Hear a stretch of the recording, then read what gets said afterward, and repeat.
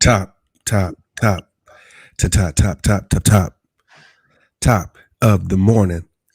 Top of the morning. What is good, y'all? It is my boy, Corey. I say your name first today. I thought we'd do something different. Usually the hosts will say, yo, it's me, and then it's you. I'm just going to say your boy, Corey G, and it's me, Daryl, again on a Monday. What's good with you, man? How you doing? Good, man. We had a good weekend here. Good weekend of sports. Capped it off with a nice Cowboy win last night. I gotta give mention there. You know what I'm saying? This is Getting in the Green with Perfect Strangers. This is your boy Daryl, and I'm over here with my slime and crime, Corey, talking about the Cowboys again. We can't do this. Okay, we can't Good do way to start this. every morning, man. First off, we're not going to do this. I refuse to do this.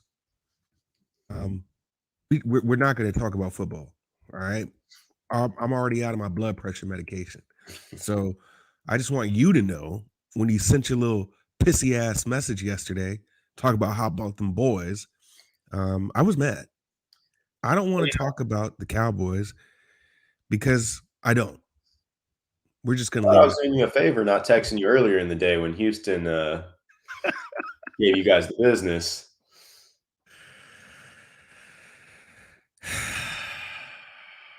We're gonna get into basketball. We're just gonna get right into basketball, and the lack thereof. I just, I can't. I can't with you, man. I can't with you. So I always gotta mention guy on couch because he's an asshole, just like you. He always sends this message talking about raise your hand if your team won. And then he'll send that little emoji of the little pissant guy raising his hand.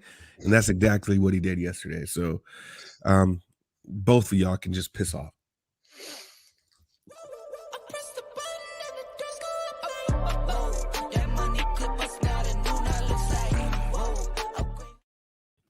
Yes, we are back at it. Houston Rockets at Charlotte Hornets.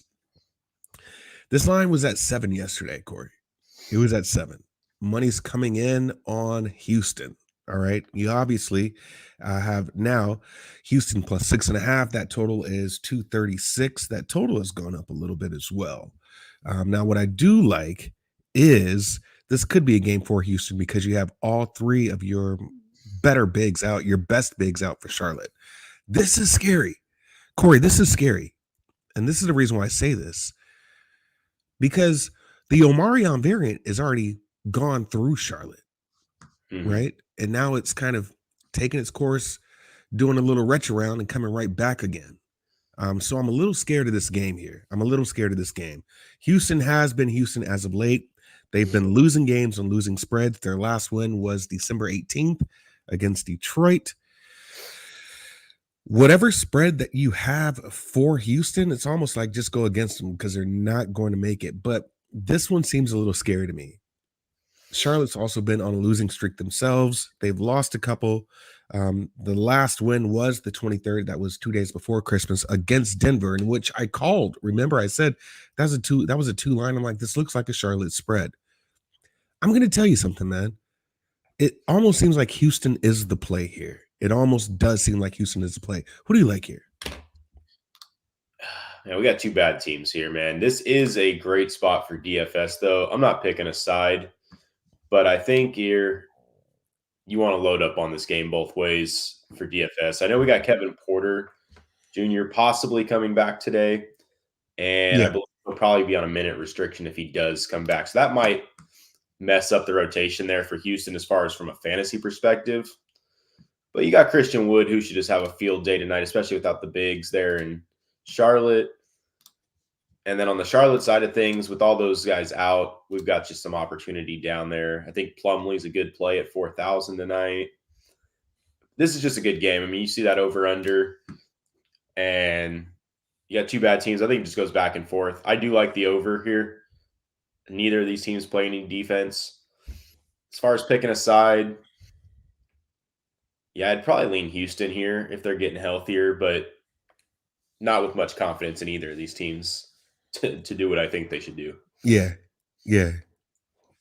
I am totally with you on that, man. I don't it just seems like first off, we know that Miles is playing for a contract, so you take him out of the lineup. That's crazy, but you would have PJ Washington, right? Now you take PJ Washington out of the lineup, right? And you go to Martin. Now you got Martin out of the lineup, and it's like, okay, what's going on here? You have no bigs. This does seem like you could go over as well. I do like the over in this game. I just think it's one of those things that you're not going to see very much defense, a lot of high scoring, at least from Charlotte's side. So even if you like a team total, take that.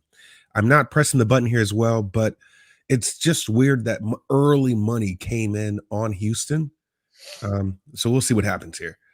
So yeah, that is the first game. We'll go over to our next game, and that is Chicago at Atlanta.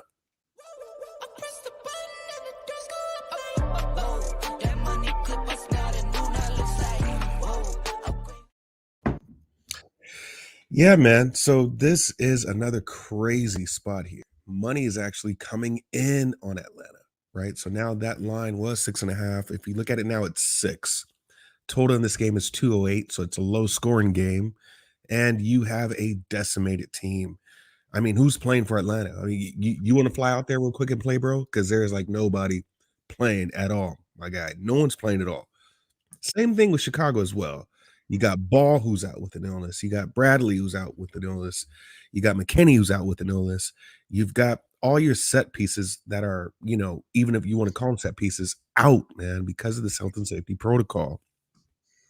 You got 10-day contracts being signed here. Atlanta's in a position where nobody, bro, nobody is playing whatsoever. Trey went out, so you didn't even see him on the Christmas game, right? You did not even see a lot of these guys play for Christmas. And you almost had them get it done, to a certain degree. Chicago is winning games. They're winning spreads for the exception of against the Lakers, but they beat the Lakers. They beat Houston. They beat Indy. Atlanta, man, they lost to New York, right? So this is one of those things to where you've got money coming in on Atlanta and they lost to a piss poor team. Now, New York was probably in a better position because they had their set players. But if you look at that game, man, they only scored 87 points.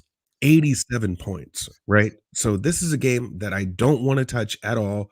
I think this should be a Chicago blowout, but you are still missing Ball here as well. Any players or any sides you like on this game? Yeah, I'm all over the Chicago side here, man. 6.5 shouldn't be remotely close. They're missing a couple pieces, but I mean, you're still rolling out Levine, DeRozan, Vucevic. Like, you have enough pieces, and you're playing a G League team in Atlanta right now. No Collins, no Young. They were already thin when they had their superstars. Yeah. Yeah, they kept it close with the Knicks, but this Bulls team is legit. And all you're missing is, a couple guards. Not that they're not set pieces, but you're going to throw in probably Kobe White's probably going to get a little extra run here. Yeah. Yeah.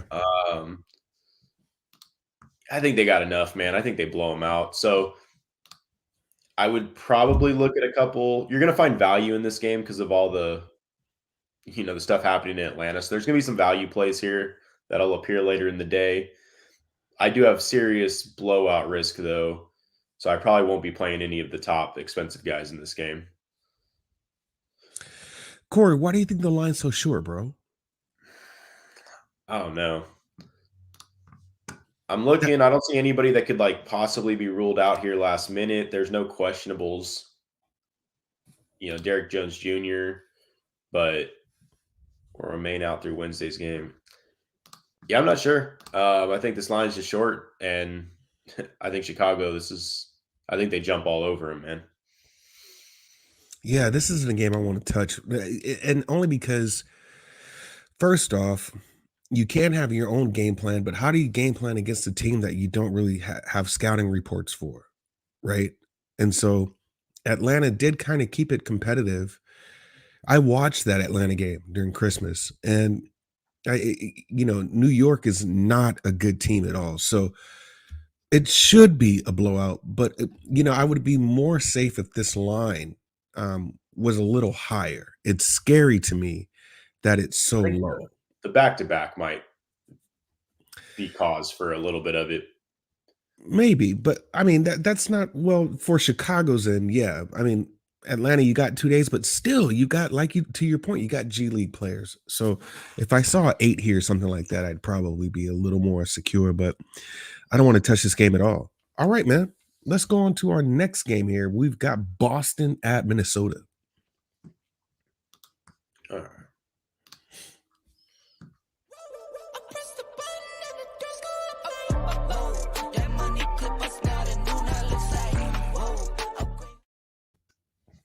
All right, so right now we got this at Boston -9, bro. -9. The total in this game is 217.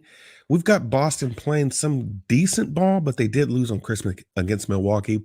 They kept it competitive, man, until the second half, really. They really got ahead on Milwaukee. They were up like about 20 points at one point against Milwaukee, but you did have Giannis doing Giannis things, man. That guy he's a great player all around. They beat Cleveland, which is saying a lot if you ask me. They beat them by 10. They lost against Philly. They beat New York. They lost against Golden State. And then they beat Milwaukee back on the 13th.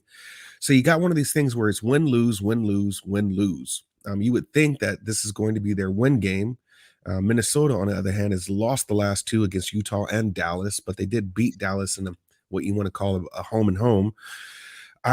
I would take Boston here, but I think this spread is high. I think it's phenomenally high, really, really high here. So the under, if you just want some key betting trends here, the under is 4-0 in the Celtics' last 4 Monday games, for whatever it's worth. Under is 5-1 in the Celtics' last 6 games, following 1 day's rest. We do have Dallas, or excuse me, Boston, going to have a couple days rest here. They don't play till the 29th, but you do have Minnesota that's going to play on the 28th. That is tomorrow. So this is the beginning of their back-to-back. So in this side here, I don't really have a strong side. I'm going to wait to see what happens with this number. There has been money coming in on Boston right now. So if you are going to play right now, I would think you would play Minnesota, to be honest with you. But if you want to wait to see what happens with this line, maybe you get a little balanced action. Maybe see if it goes down a hook. Maybe see if it goes down a number. Minnesota, man, they themselves are decimated. Schroeder just went on Boston side. He just went into COVID protocols. Horford is ill again. I mean, Boston is decimated. And I just ask you, man, how do you scout with these decimated teams? I don't know. But 9 seems kind of large for me. So if you're going to play it now, I would play Minnesota. If you are going to wait on Boston's end, just see if you get a better number, wait for that. So once again, I don't have a strong play here, but what players do you like, or which side do you like here, Corey? I got to wait here on the Anthony Edwards news. If Edwards is out, though, this is a Boston spot all day. Minnesota just doesn't have enough pieces in place to compete. The 9's a little steep, but this could be a blowout if Edwards can't go here.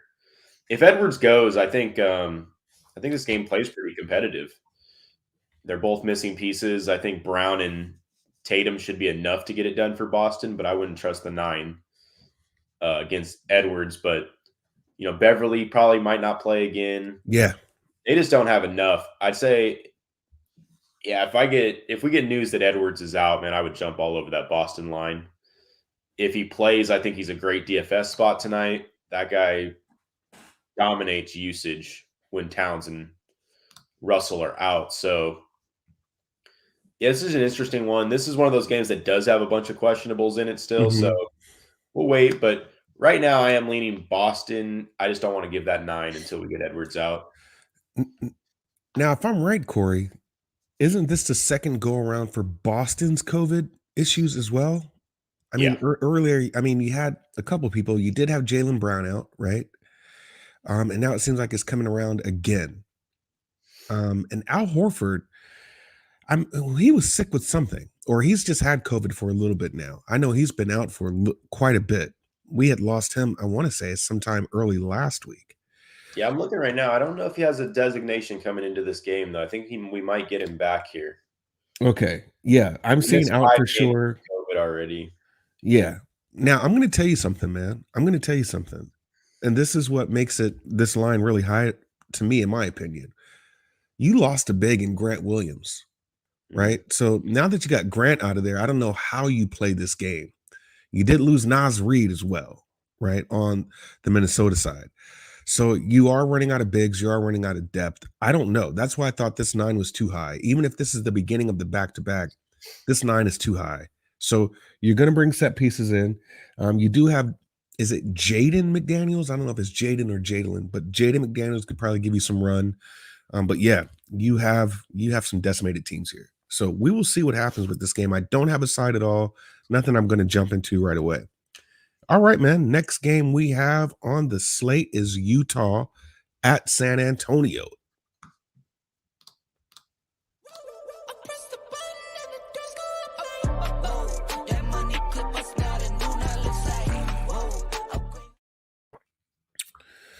Guy on couch, man, did a good job, bro. I like that jerk. I like him a lot.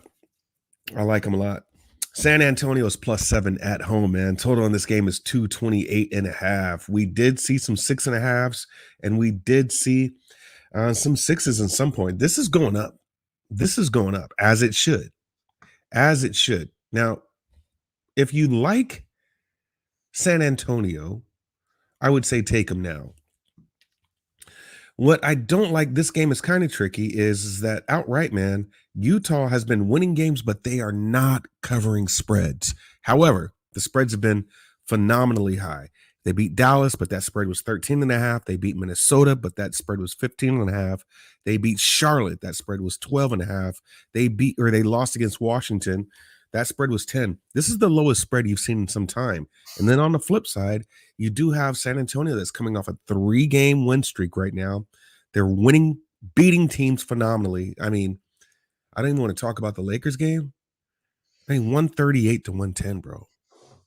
Yeah. 138 to 110. They beat Detroit 144 to 109. I think those numbers, you're not going to get that from San Antonio all the time. So I'm not really convinced that they're going to put up that many points on Utah. But once again, man, you got some set pieces out for Utah. Donovan Mitchell's out, which is your main guy out. And you've got pretty much a fully healthy squad in San Antonio here. So I think I'm going to still get there with Utah. I believe the spread is pretty low considering the games that they have been playing have been double-digit spreads. So I think this is going to be the hardest team that San Antonio has played. Honestly, if we're going to go back, the hardest team they've played, man, since they played them last on December 17th. They played Sacramento, Clippers, Lakers, and Detroit. Utah actually lost to them 128 to 106. This would be a revenge game. This was at Utah. So Utah's coming to San Antonio. I don't know here. I don't know. San Antonio just played yesterday. They just played yesterday. And then they're going to play again on the 29th. You're going to have a couple of days. The Jazz are coming off a 2-day Christmas game day game. I still like Utah here. I think they can get it done. Any players or sides you like here? Yeah, I like Utah here, man. I think we got a wash. You got your best player on each team out. So we got DeJounte Murray, and Mitchell. That kind of cancels each other out. And then I'm just going to play the better team here. Utah is the better team. San Antonio's been hot lately. But, I mean, they jumped all over that game yesterday, played very low minutes for their starters because of it. But Utah plays great defense. You're not going to they had wide open shots all night last night. You're not going to get that here. Yeah, the 7.5 doesn't scare me. We're not really waiting on too much news. Because both these teams are relatively healthy, there's not too much you're going to want to play here. But, I mean, Keldon Johnson looked great last night without Murray. So probably give him a look. And then Mike Conley, maybe Derek White. But this is just going to be these teams aren't decimated with COVID at the moment. So should be play fairly normal to what we would expect. So I do like the Utah side here. What I was going to ask you, do you think Pirtle is better than, okay, no, that's going to be a dumb question. I was going to shoot off the hip here and tell you, do you think Pirtle is better than Rudy Gobert? Offensively, he's got Yeah. more weapons. Defensively, though, probably not. No. Okay. So yeah, that would make me stomp on Utah here. Yeah, 7, you're making me see, and this would probably be a square play to a lot of people, Corey, because you're having San Antonio come off a 3-game win streak. They're covering spreads, right? And they're home dogs. But no, this one here, man, I do like Utah. Utah is still a good team. They're in the shadow of Golden State and Phoenix, so a lot of people aren't really talking about this squad, man. But Utah's still pretty good. So I think I am going to get there with Utah. Haven't pressed the button on this. I'm seeing what this line is going to do. So we'll see. Next game, man, we got on deck Memphis Grizzlies at Phoenix Suns.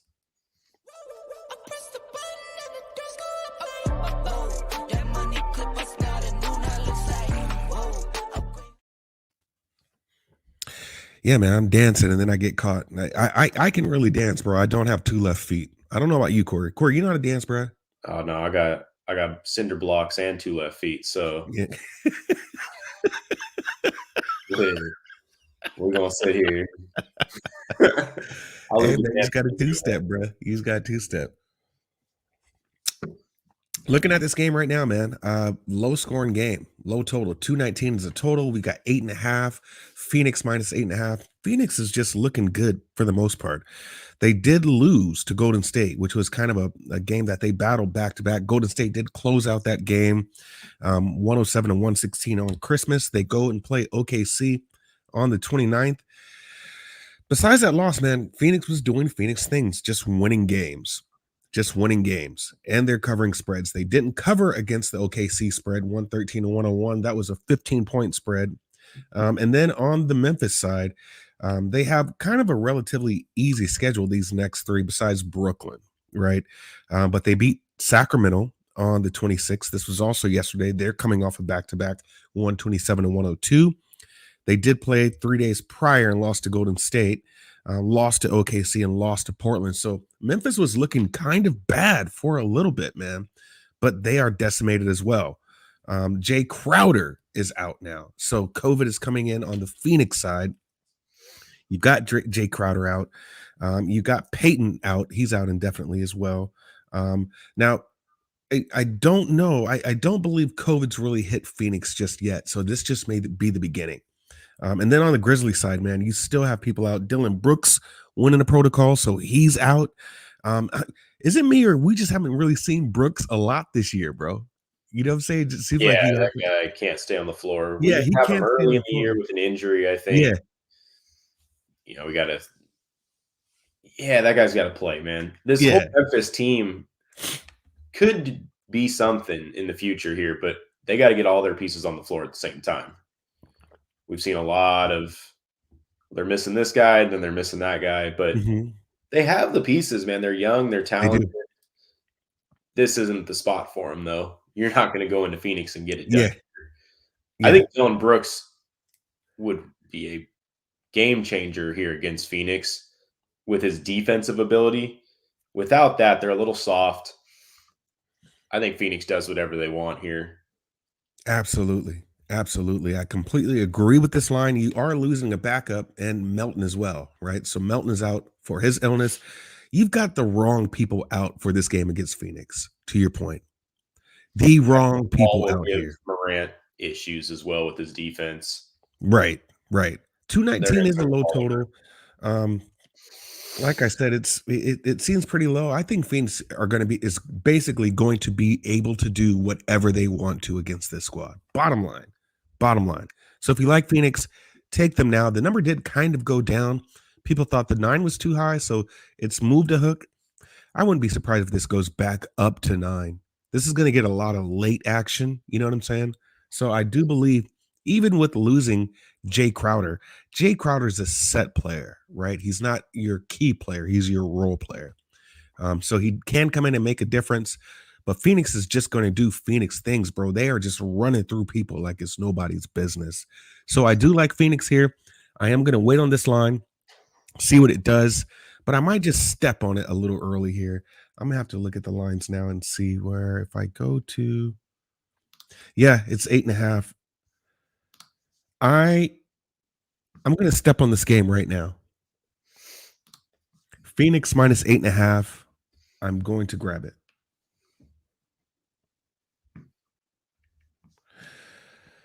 Okay, Phoenix minus 8.5 is my main play for today. I like it. I don't see why they don't get it done. Now, let me see what their schedule is as far as Memphis plays on the 29th and Phoenix plays on the 29th.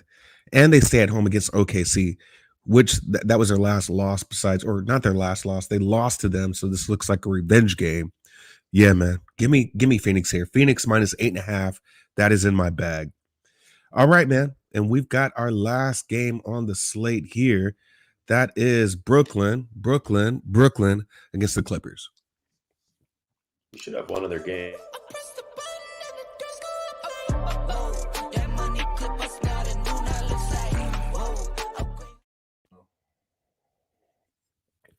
Guy on couch just threw a pencil at me. He's like, you skipped over a game. I'm sorry about that. Yeah, I did skip a game. So yeah, we'll go into that game last. But on the slate right now, Brooklyn, this is games 559, 560. This is against the Clippers, man. I don't want to touch this game, to be honest with you. I don't want to touch this game. I don't want to touch a game to where every player is out and you got so many 10-day contracts being signed. Even on the Clipper side, Paul George now, man. Late news coming in about his elbow, bro. This is kind of bad for the Clippers. Really, really bad. I don't know. The first thing I thought about is I wonder if the Clippers are tanking. I kind of wonder if they're taking their foot off the gas a little early here, just to see what you get. Now, you really don't have to tank because of how bad the Lakers are playing, right? But the Clippers, man, it's really no action going on with them. Right now, they play on the 29th. They played against Denver last night, lost to them 100-103. They beat Sacramento. They lost to San Antonio. They lost to OKC. They lost to Utah. I don't get this team at all. I don't get it at all. On the other hand, Denver, man, is kind of coming alive. They were on a good win streak. They had lost against Orlando, which was surprising, but they turned around and beat the Lakers. Or I'm sorry, not Denver, Brooklyn. Excuse me. I was looking at, they lost to Orlando, but they did turn around and beat the Lakers on Christmas with a team full of no names. A team full of no names. And they beat the Lakers. I don't get this team at all. I don't. Earlier, when you had all of your set pieces, I was still on the wrong side of Brooklyn, Corey. I was on the wrong side of Brooklyn each time. One of my, I don't give a fucking shit what the spread is, was a Brooklyn team total. Lost it. So this isn't a game I want any action in at all. I don't want to play against or for the Nets as far as making a side, and the same thing with the Clippers. Probably one team that I've bet the least this year, Corey, are the Clippers. So yeah, there's no action I want in this game, even though I do believe Brooklyn can get this done. You got the total right now at 216.5, Nets minus 4.5. Who do you like? Sides, players, anything here? Yeah, I'm on the just bet against LA train right now, every night, regardless of the spread. It just doesn't matter. I mean, I'm just gonna say I'm betting the Nets here, and I'm betting them heavy. I don't think the Clippers or the Lakers are going to cover a spread for another 2 weeks, probably. They're just so bad. And they get way too much respect because they're in LA. They got too many fans, too many bettors on their side. Those Laker lines are just so outrageously low for how bad of a team they're putting on the floor right now. I mean, it's ridiculous. I'm betting against LA. I've been cleaning up all weekend, all last week. You just bet against LA. Bro, guy on couch is rolling. It's just not that complicated right now, man. This 4.5 Nets might win this game by 20. Harden's can do whatever he wants with Eric Bledsoe and Trey Mann, whoever's playing for the Clippers tonight. I got no problem going on the Brooklyn side here. Yeah, so that's the only thing we have in common. Guy and Couch and I are both Laker fans, right? But you're right. As far as probably not covering the spread for the next 2 weeks, you might be right, bro. You might be absolutely right here because I don't see any identity with either team. And that's why I said And it may be kind of far-fetched, but like, yo, are you tanking? Right? Like what I have no idea what's going on. No idea what's going on with this squad. But the Nets, they don't have anybody either. They don't. You are going to have James Harden kind of get away and play some good games. I get it. I get it. You do have Kyrie that's coming back here in a couple of weeks. I get it. I get it. So, at this point, I don't want to play any teams that are decimated to this degree, I just don't know how to play it. But I would tell you on that. It's just for whatever, man, listen. This number is short, bro. This is a short number for a team who should just go in and blow out the Clippers.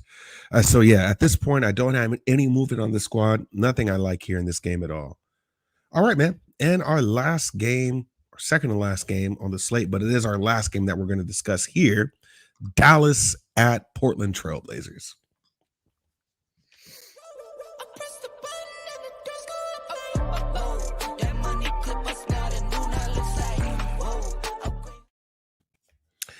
Yeah, man. Right now, we've got Dallas going into the Portland Trailblazers. This line earlier was 1.5. That goes to Dallas. Total in this game was 223.5. I am looking now, man. That total might have been 213.5 because now I have it at 212.5 with this game being a pick'em, bro. So money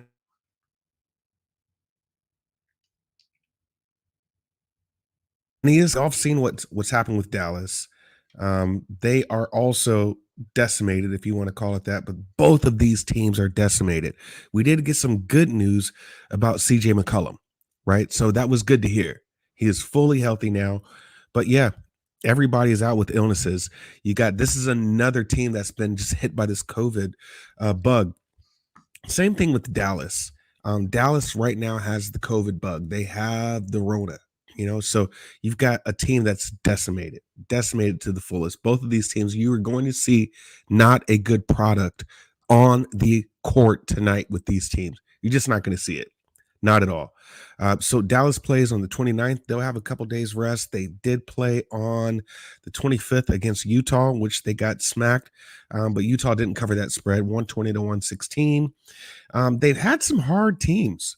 They did play home and home against Minnesota. They did split that. They played Charlotte and LA, but then you play Milwaukee and Utah, and you're going to go and play Sacramento. So you got a home and home in Sacramento, and then you're going to play OKC. So it might get a little easier for them if you ask me. Portland, they're going to have a break as well, but they're going to go and play against Utah. They've already lost to them by almost 20 points. Portland hasn't played since the 21st here. Mm-hmm. They haven't played since the 21st, Corey, which is weird that maybe that's why you see that sudden line movement going to where there's a lot of money coming in on Portland. A lot of time to game plan, but it's Chauncey Billups. It's Chauncey as your head coach. So I don't know what you do with a bunch of developmental players here, right? You don't have anyone that you can call really, really good besides, of course, Dame Time. But everybody else is out. Jokic is out. They're saying even Lillard is questionable because of personal reasons, right? Yeah. But money is still coming in. If I see that early money coming in, then that's telling me that Sharps knows something that we don't know. I think you're probably going to get Dame playing here for personal reasons why he doesn't play. That's kind of weird to me. But right now, I don't have a play here as well. I wouldn't bet either side of these teams. Dallas, Portland, side or team, players. Who do you like here? I don't like either side here, man. For as bad as Dallas is right now, you attack them inside, and you got Nurkic out. I don't know if Portland's going to actually be able to do that. I mean, yeah, the game's a pick 'em for a reason. I think if Lillard plays, I could see Portland getting it done here at home, but they still got Porzingis, Brunson, Powell, Finney-Smith. They've got pieces there still. I think it's a competitive game. I don't want to side here. As far as DFS, though, if Lillard plays, man, that guy's been lights out lately. So I would be all over him here in this matchup. And then I think Porzingis does whatever he wants with just the Lakers, man. Just the Lakers. Just the LA teams. I think Porzingis gets whatever he wants done here with Portland missing the size inside. So yeah, I don't have a side here. Yeah, I'm calling him post Porzingis. We did make fun of that in the beginning, right? Early in the year, we were like, why are you playing him? Why is Kid playing him the way he is? But this post Porzingis is working right now, bro. Definitely working. So yeah, he should feast. But yeah, there's just, man, this basketball is just weird. It's just it's almost weirder than the bubble, Corey. It's almost weirder than the bubble at this. Well, yeah, I mean, and the problem is here if they come back around Contracts. with COVID here. Now this is yeah, yeah. It's Now gonna be a this is what I problem. will say. I will say this. We knew that Silver wasn't going to put a pause to the league, right? And you couldn't do that before Christmas because that's probably your most profitable day besides your All-Star break and your postseason, right? But now that we've gotten past Christmas, I am curious to see if they do something a little different here. Very curious to see if Silver and the NBA PA get together, man, and start, thinking of some ulterior plans. Because, like I said earlier, you've got COVID visiting some teams and then turning back around and revisiting that same team, right? So this is getting a little scary. I read something. I think that they had no plans to stop it, but I just wonder if that changes now. I wonder if it changes because you're past Christmas. You're past your most profitable day. It wasn't the best products that you had seen on Christmas, so I wonder what their revenue was. I wonder what they made on Christmas Day. Be curious to see. All right, man, that is the show. Getting in the green with perfect strangers. Getting in the green with this guy over here, Corey G. I am your boy. It's Duro. What you got going on for the rest of the day, buddy? Man, we're gonna clean up, man. The Christmas mess is still real over here. I got toys in every room, man. So we're gonna be on cleanup duty here after these kids go to school. I hear you, brother. I hear you. Well, yeah, man, we got through this show. No technical difficulties. I think we finally got it right, man. So this show did not have a case of the Mondays. We will be back to you on tomorrow. We go Monday through Friday, 5:30 a.m. Pacific Standard Time. You can see our handles there on the bottom. You know where to find us, so I'm not going to tell you any longer. Corey, it was good talking ball with you today, brother. Let's get it in tomorrow. Same bat time, same bat channel. Y'all be easy.